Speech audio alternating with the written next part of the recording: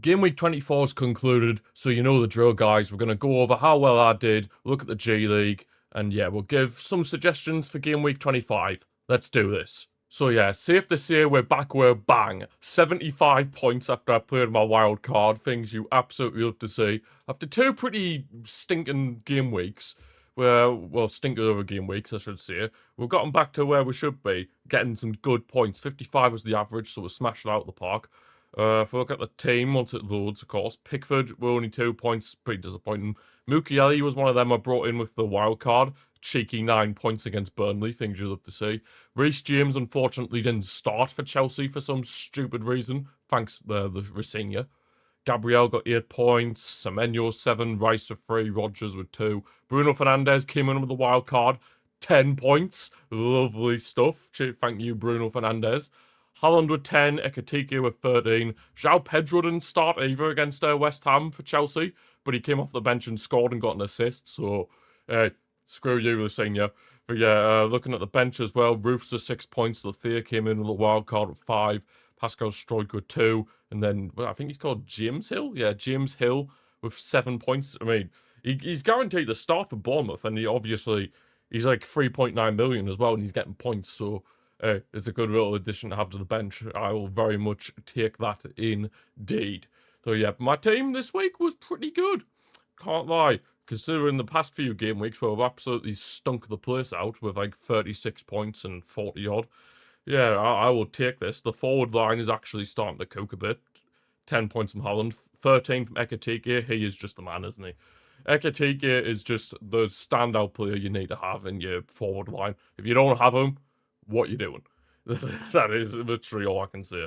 But yeah, Man United look like they're in good form under Michael Carrick.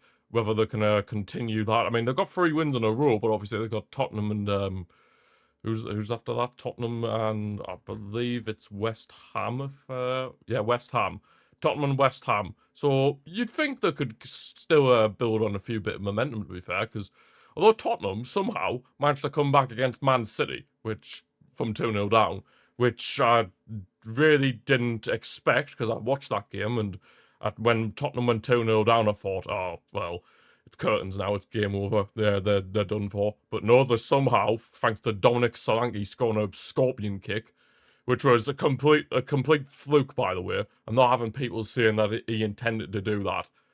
It was an absolute fluke. Like, that could have gone absolutely anywhere. So I'm not having people saying that it was better than, like, Giroud's or, like, Mkhitaryan's all those years ago. Because it just wasn't. Solanke's was an absolute fluke. But yeah, looking at the G League, of course, once I've zoomed out.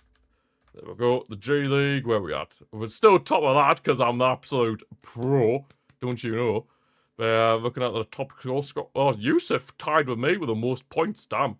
CP got 64 points. Commento had a bit of a stinker compared to recent times. Pakash not too bad, Seb not too bad. We'll look at Yusuf, because obviously we've already looked at my team. You had Sanchez, Cucurella, Gabriel, Bruno Fernandes, Semenyo, Casemiro captain with 26 points.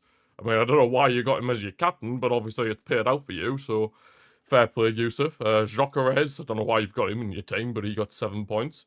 Not too bad. The bench, nothing too exciting there. Pretty expensive bench, I have to admit. Maybe you could downgrade on the bench a bit slightly. But other than that, you've done a pretty decent job, to be brutally honest. Now, we're not going to do it the place to look out for how we usually do it, guys, because I feel like there just wasn't that many real, like, standouts to have as, like, a graphic. So one of them I will definitely be mentioning, though, if I go to the team of the week, is 100% Habib Diarra. Now, he was a big part in Sunderland's 3-0 win over Burnley last night, as at the time of recording this. Yeah, he got a goal. Technically 2 goals, but obviously the first goal, he did get the shot off, but it was going wide and deflected off of Axel Twanzebe. So, yeah, Diarra. It was eventually given as a Twanzebe own goal, but either way, Diarra's still having had a good game, and of course, with him, he was out injured for the first half of the season, but then obviously he went to AFCON, and then obviously he's ended up winning AFCON, and now that he's back from that, and with the absence of Granit Xhaka at the minute, Diarra could end up being a key part for Sunderland in Xhaka's absence. But they do have 2 difficult games coming up against Arsenal and Liverpool, So, yeah, it's going to be a bit difficult for them there. But if Diarra can continue to have a good bit of form, then you just never know, really. Looking at some of the others, of course, I've mentioned Wirtz in the past. It looks like he's finally kicked on in the Liverpool shirt. Kanate might be finally getting back to his best, but time will tell. Kelleher's looking good. Alex Scott for Bournemouth looks impressive. I mean, I know they only played Wolves, but I mean, they've got some decent fixtures here. I mean, Villa have been struggling as of late. Everton are very hit and miss. West Ham's definitely a winnable game for them. So, yeah, I'd definitely say a target. Maybe look at Alex Scott potentially if you're thinking of a Bournemouth midfielder. But yeah, I'd say Diarra is definitely the standout pick, in my opinion, for players to look out for. But yeah, that's where we're going to leave this video for today, guys. Hope you have enjoyed it. If you have, feel free to give the video a like and subscribe to the channel if you're new. Thank you for watching, and I'll see you for the next one.